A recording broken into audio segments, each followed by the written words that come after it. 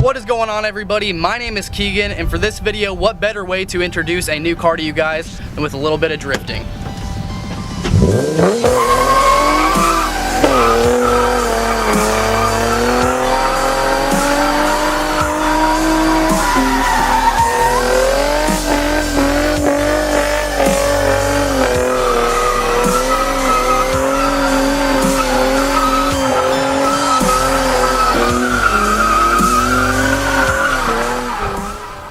In all seriousness, behind me I have my 2007 Infiniti G35 Coupe.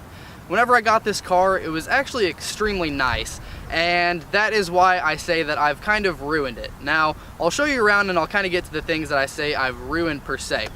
So first of all, I started with just a few exterior things. Like I did the grille delete up here and a front lip, both from eBay. Both were pretty cheap. I think I paid about $120 for the both of them, but truly it really transformed the front end of this car and got rid of a lot of the chrome that was on there.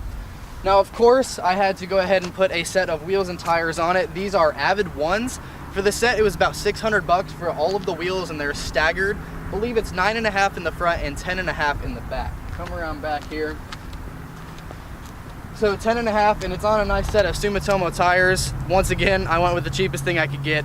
This thing, my plans with it is truly just to be a little play around car. I will do a little bit of drifting here and there, and eventually the plan is to make it a full-blown drift car. Now, that's not any time in the near future, but that's the end goal, and I'd really, really like to see this thing cage, see it going sideways at every drift event that's, you know, at least around here.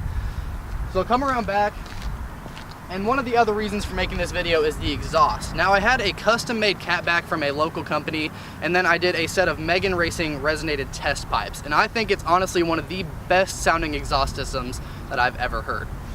Now, you can get down here. I did another rear diffuser as well. This one was also from eBay. I think it was like $60 or so. Just bolted on over the factory bumper. That way I didn't have to cut anything out. And then you can see the black exhaust tips that I went with just to match the look that I went with the rear diffuser. Now, going on to some of the stuff that I haven't talked about yet would be the interior. The interior is one of the, where I would say I ruined this car the most. I went ahead and took out all of the carpet, took out most of the trim pieces, and simply just left it with a set of Bride Lomax rep seats that I had found. Didn't know that they were reps when I got them, but they're extremely comfortable. And if you want to get up here, get a little closer of a shot on those.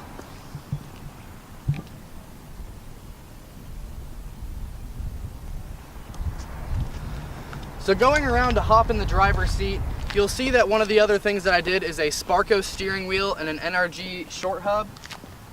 Now, these went extremely well together, and at first I did have a quick release on it, but it put it a lot closer to me, with which this seat, it's very fixed. I can't move it, and it just went really, really well with this factory interior with the silver accents, with the gray little stripe up here to go with the rest of the car.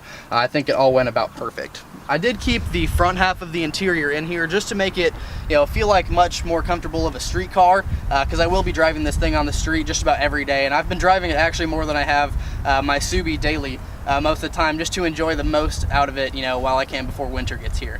So if you want to go around to the back of the car, I'll give you a little bit of startup and a few exhaust clips to hear what this sounds like.